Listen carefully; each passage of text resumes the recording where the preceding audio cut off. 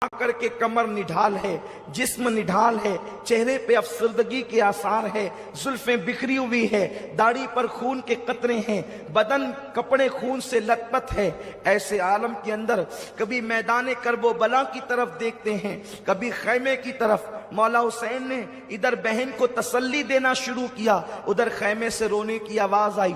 جب رونے کی طرف توجہ کی گئی تو رونے والا کوئی اور نہیں، مولا حسین کی سب سے چھوٹی بیٹی سیدہ سکینہ فاطمہ رو رہی تھی۔ مولا حسین نے توجہ دیا تو کیا منظر دیکھتے ہیں کہ چچا عباس کے پاس، چچا عباس کو اپنے پاس بٹھا کر کے سکینہ ہاتھ پکڑ کر کہتی ہے، چچا آپ نے اپنی بھتیجی کی کبھی کوئی بات نہیں ٹالی، وہ دیکھو نا اصغر پیاس کی وجہ سے کبھی بے ہوش ہوتا ہے، کبھی پیروں کو زمین پہ رگڑتا ہے، کبھی مٹھیاں باندھتا ہے، کبھی کھولتا ہے، کبھی پیروں کو سمیٹتا ہے، کبھی پھیلا دیتا ہے۔ میرا بھیا بے ہوش ہو جاتا ہے، میرے بھیا کا ہوش ختم ہو جاتا ہے۔ میرے چچا آپ ہمارے لیے پانی کا تھوڑا سا انتظام کر دیں، اگر اپنی سکینہ کو نہ پلا سکے تو کوئی بات نہیں، لیکن معصوم اصغر کے لیے تو انتظام کریں۔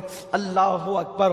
مولا عباس نے، غازی عباس نے جیسے ہی اپنی بھتیجی سکینہ کا یہ دکھڑا سنا، اللہ اکبر، طیش میں آ گئے، اس لیے کہ حضرت عباس علمدار مولا علی کی اور بیویاں جو تھی ان میں سے ایک بیوی جناب سیدہ ام بنین کے بیٹے تھے، لیکن سیدہ فاطمہ کی اولاد کا اتنا احترام کرتے تھے کہ اللہ اکبر، مولا حسین کی اولاد کے سامنے غلاموں کی طرح رہتے تھے۔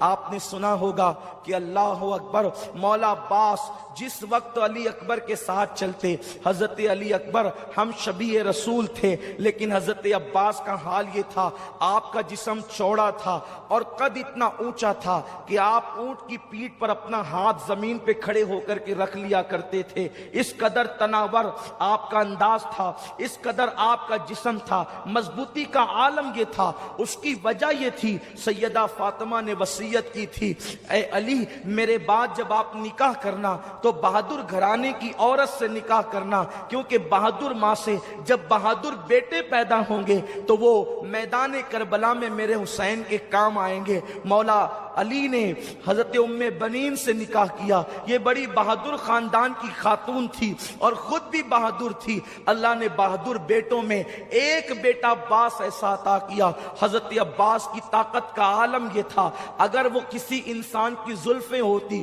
تو اس کے بال پکڑ کر کے جو ہے اپنے دانتوں میں اس کو اٹھا لیا کرتے تھے۔ یہ کوئی قصے کہانی کی بات نہیں ہے، یہ اسلامی تاریخ کا ایک باب ہے، اور ہمارے لیے تو حیرت بھی نہیں ہے، ہمارے لیے تو تعجب بھی نہیں ہے، اس لیے کہ ہم تو یہ کہتے ہیں علی کا گھر بھی کیا گھر ہے کہ اس گھر کا ہر ایک بچہ جہاں پیدا ہوا شیر خدا معلوم ہوتا ہے۔ ارے جب آج تک کے جو ہے علی کے خون کی تاثیر یہ ہے تو وہ تو علی کی حقیقی اولاد تھے۔ علی فاتح خیبر ہے، کبھی زنجیر ہلتی ہے، کبھی در کانپ جاتا ہے، علی کا نام سن کر اب بھی خیبر کانپ جاتا ہے۔ قد اتنا اونچا تھا کہ بال پکڑ کر دانتوں سے انسانوں کو اٹھانا چاہے تو اٹھا لے، اونٹ کی پیٹھ پر زمین پہ کھڑے ہو کے ہاتھ رکھ لے، لیکن جس وقت حضرت عباس علمدار حضرت علی اکبر کے ساتھ مدینہ منورہ کی سرزمین پر چلتے تو اپنے گھٹنوں پہ ہاتھ رکھ لیتے اور رکوع کی حالت میں جھک جھک کر کے چلتے۔ کسی نے کہا عباس یہ تیرا بھتیجا ہے علی اکبر، اور جب تم ان کے ساتھ چلتے ہو تو جھک کر کے چلتے ہو۔ تو مولا عباس نے کہا تم دیکھتے نہیں یہ فاطمہ کا پوتا ہے اور ہم شبیہ رسول ہیں، اگر میں اٹھ کر کے چلوں گا تو میرا سایہ تصویر رسول پہ نہ پڑ جائے، اس لیے میں جھک کر کے چلتا ہوں تاکہ تصویر رسول کی بے ادبی نہ ہو جائے، ہم شبیہ رسول کی بے ادبی نہ ہو جائے۔ قدر والے جانتے ہیں قدر شان اہل بیت، میرے پیارے آقا علیہ السلام کے پیارے دیوانوں، تو مولا عباس کو خاندان حسینی سے بڑی محبت تھی، اسی لیے لیے تو مورخین نے یہاں تک بھی لکھا ہے کہ آپ امام عالی مقام کے سوتیلے بھائی ہونے کے باوجود آپ نے پوری زندگی مولا حسین کو بھائی نہیں کہا، آپ نے ہمیشہ آقا مولا کہہ کر کے پکارا۔ مولا عباس جو ہے، غازی عباس، جب سکینہ کی آہیں سنتے ہیں، اللہ اکبر، جس کو اپنے بھائیوں سے زیادہ، حقیقی بھائیوں سے زیادہ مولا حسین سے پیار تھا، مولا حسین کی آل سے پیار تھا، آپ نے مشکیزہ کندھے پہ ڈالا، کہا سکینہ آج بھی تیرا چچا عباس، جب تیری کوئی بات زندگی میں نہ کٹی تو آج بھی تیرا چچا عباس تیری بات کٹنے نہیں دے گا۔ اور اس کے بعد مولا عباس جو ہے، اللہ اکبر، گھوڑے پر سوار ہوتے ہیں اور علی کا لاڈلا، علی کا شیر گھوڑے پر بیٹھ کر کے جب جیسے ہی آگے بڑھنا چاہتا ہے، مولا حسین غازی عباس کی لگام روک لیتے ہیں۔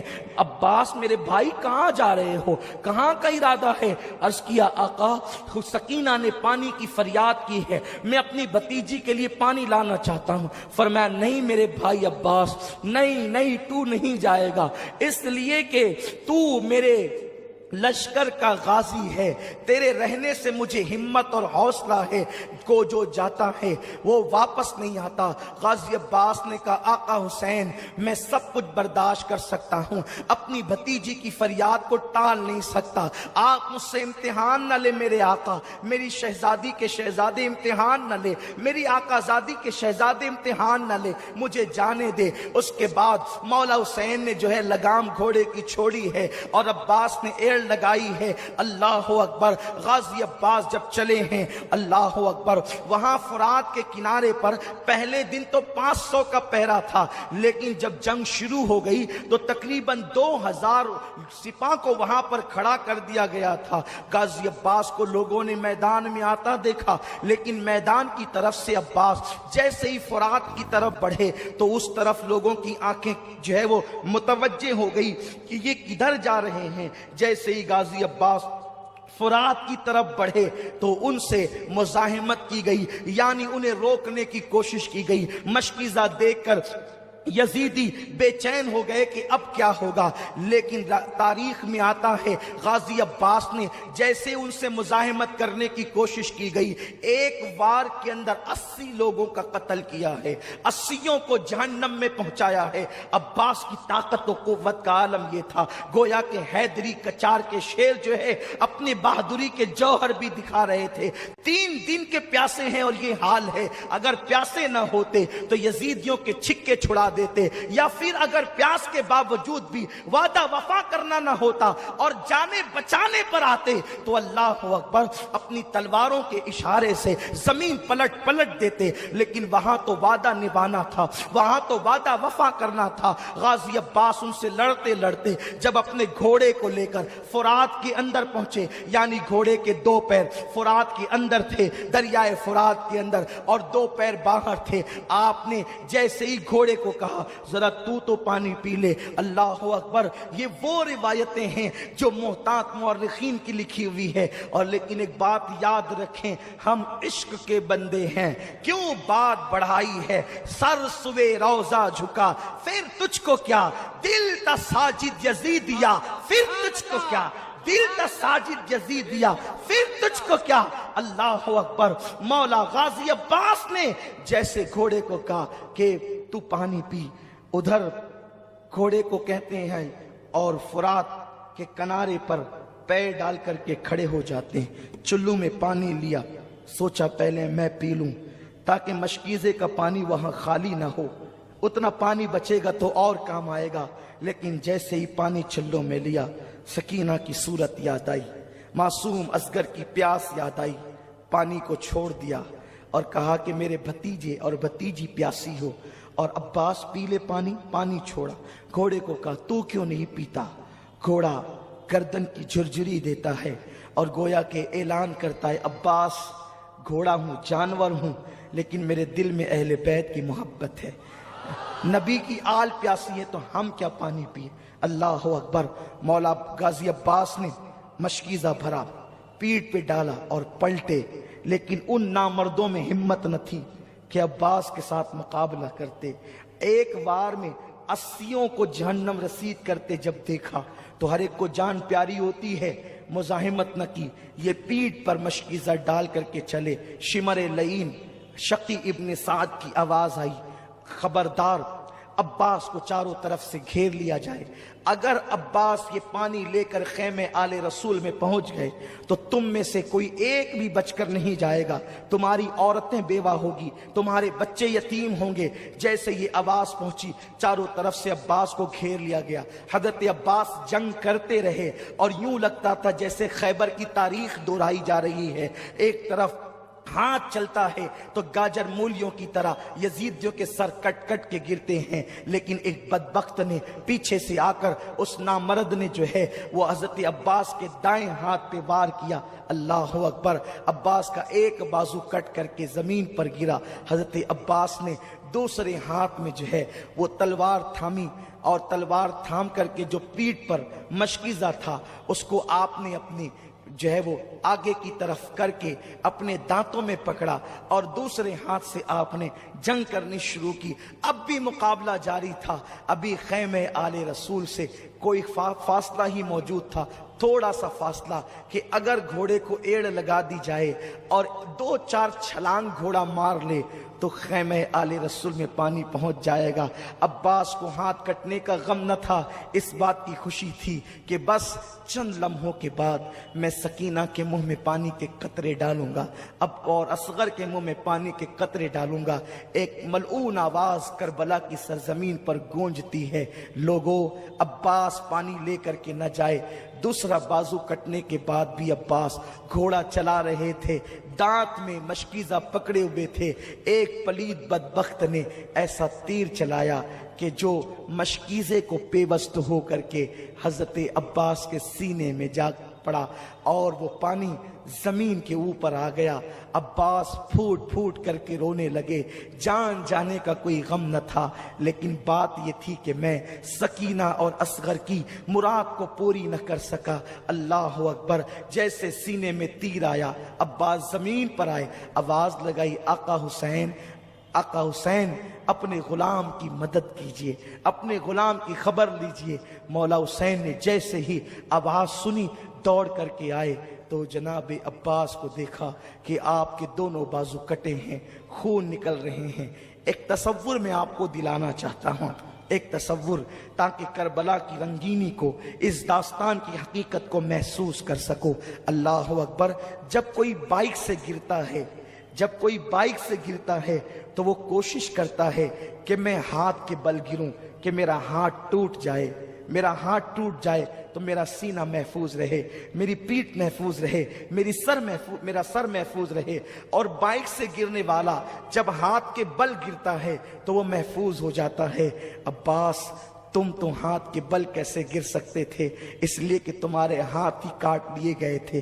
جب عباس گھوڑے سے زمین پر آئے ہوں گے گویا کہ فاطمۃ الزہرا کی چیخ نکل گئی ہوگی، رسول اعظم صلی اللہ علیہ وسلم بے چین ہو گئے ہوں گے، مولائے کائنات شیر خدا علی مرتضیٰ کی روح تڑپ گئی ہوگی۔ جیسے ہی عباس کا سر مولا حسین نے اپنی گود میں لیا اور چہرے پہ ہاتھ پھیرا، زلفوں پہ ہاتھ رکھا، کہا عباس کیسے ہو میرے بھائی؟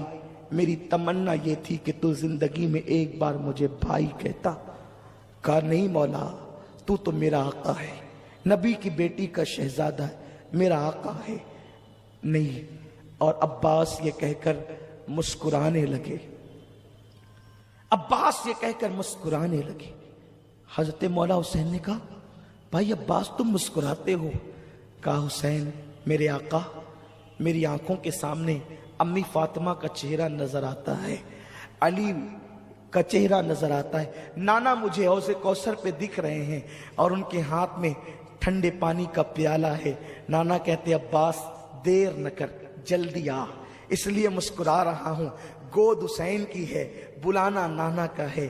مولا حسین نے عباس کی پیشانی پہ ہاتھ رکھ کے کہا عباس تم مجھ سے پہلے جا رہے ہو، نانا کو جا کر کے میرا حال سنانا اور کہنا نانا جس حسین کو آپ نے اپنے کندھوں پہ بٹھایا تھا وہ حسین جان تو دے رہا ہے لیکن ایمان کا سودا نہیں کر رہا ہے، جان تو دے رہا ہے لیکن عقیدے کا سودا نہیں کر رہا ہے۔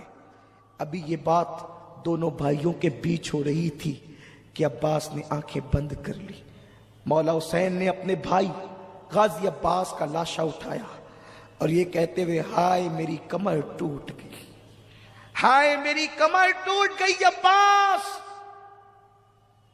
اب مجھے صبر کی تلقین کون کرے گا، اب مجھے حوصلہ کون دے گا، میرے آگے کھڑے ہو کر کے تیروں کا مینا کون روکے گا۔ یہ کہہ کر مولا حسین کٹے ہوئے بازو والے عباس کو لے کر خیمے کی طرف جاتے ہیں۔ عورتوں کی چیخیں نکل گئی، خیمے میں قیامت بپا ہو گئی۔ سکینہ معصوم بچی کہتی ہے چچا آ گئے، لیکن عباس کوئی جواب نہیں تھی۔